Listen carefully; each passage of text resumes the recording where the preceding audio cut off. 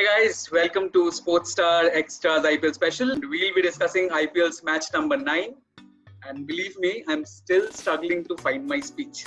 After what I saw in the match, what I saw Rahul Tewatia doing, it was out of the blue, all of a sudden, and out of the park. What do you think, Amol?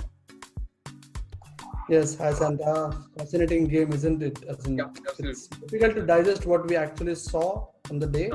Yeah. But like the old timers say, and the purists say, this is why this is called the most cliched term in the world, which is cricket is a game of glorious uncertainties, isn't it?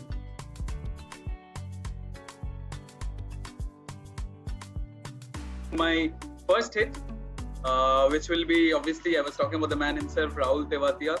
You know, Amol speaking after the match, he said that he was out there to target the leg spinners, but somehow it didn't work out. He didn't seem to connect.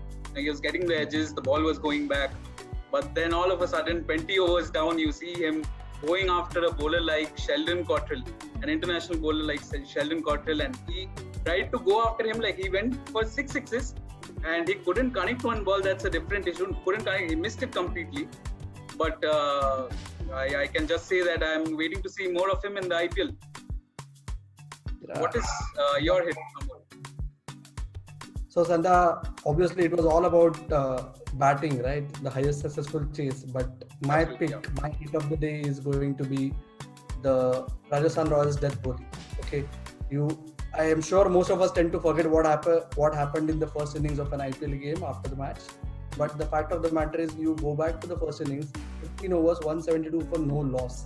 Yeah. At one stage, we were discussing 240 at least, right? From then on. Yeah. But not only did the Rajasthan Royals death bowlers, especially the two pacers, Ankit Rajput and Tom Curran, not only did they took wickets, but they ensured that despite the last over flurry by Nicholas Pooran, Rajasthan Royals ended up conceding only 50 odd runs, 50 or 51, I'm not sure.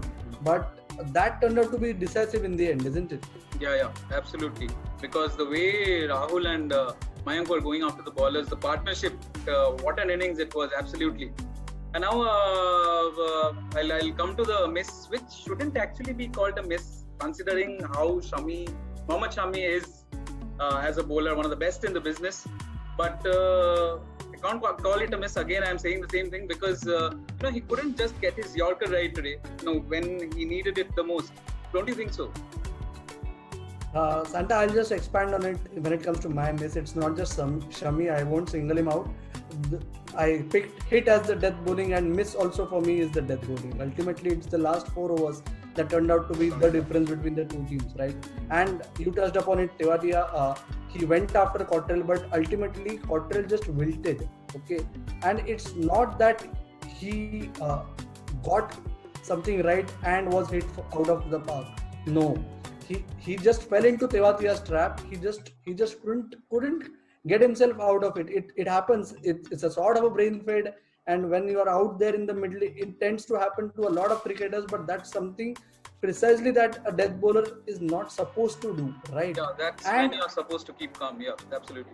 Right. And after that, Shami, like you said, it's not that he got his Yorkers wrong. He never tried Yorkers. That was the main problem. After seeing what happened to Cottrell while bowling full, at least Shami should have attempted one outside of Yorker, which is the strength of death bowling in T20s nowadays. But he just did not try it out. That was something that was terrible to see, actually.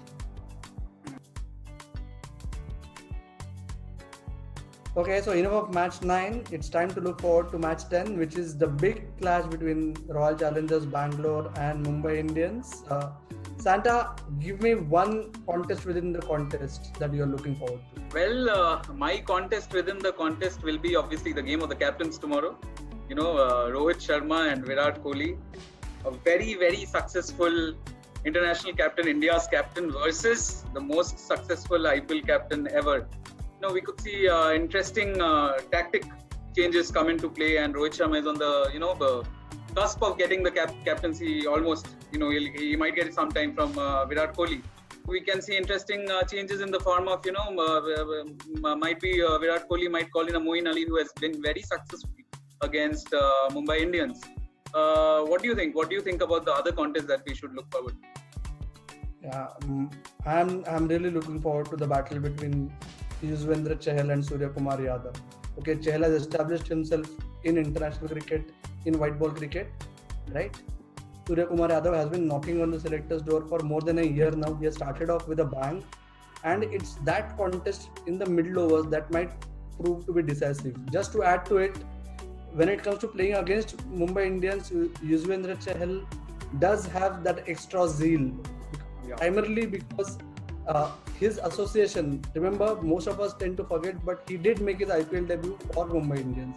It didn't turn out to be a fruitful association for him, and ever since he has moved to Royal Challengers, he has actually emerged as one of the biggest artists when it comes to leg break bowling, right? So he would be again keen to make his mark against the team that didn't really work for him. So that is something that I'm really keen to look forward to.